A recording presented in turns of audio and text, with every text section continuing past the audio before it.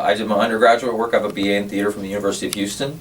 I got my master's degree. I have an MFA in theater from Florida State University Oslo Conservatory.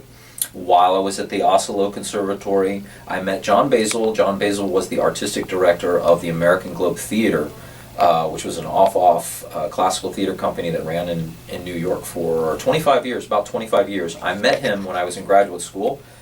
I was a huge Shakespeare fan. While I was in Houston, I discovered Shakespeare, and Shakespeare was what I wanted to do with my life. So it really became my main focus. I was a professional actor in the Houston Shakespeare Festival for 5 seasons before I left and went to Florida State. So I met John there. So we kept in contact. I moved to New York. I joined the company. So I lived in New York for 15 years, and I worked with American Globe Theatre primarily as an actor.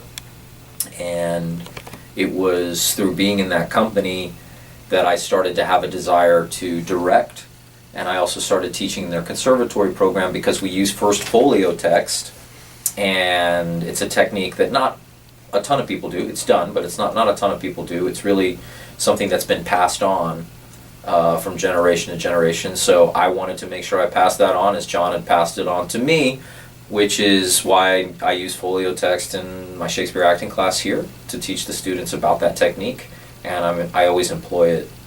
I don't think too much when I direct about exactly what I want the audience to take away from it.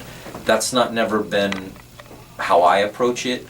I want to tell a story in a theatrically exciting way that's also full of soul and humanity.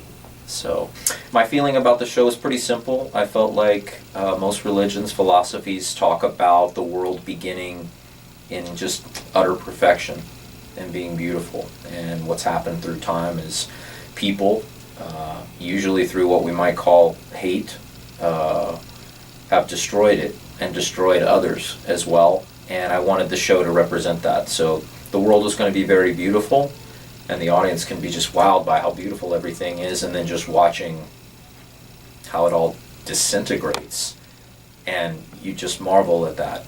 How can we have something that's so seemingly perfect that we destroy, basically?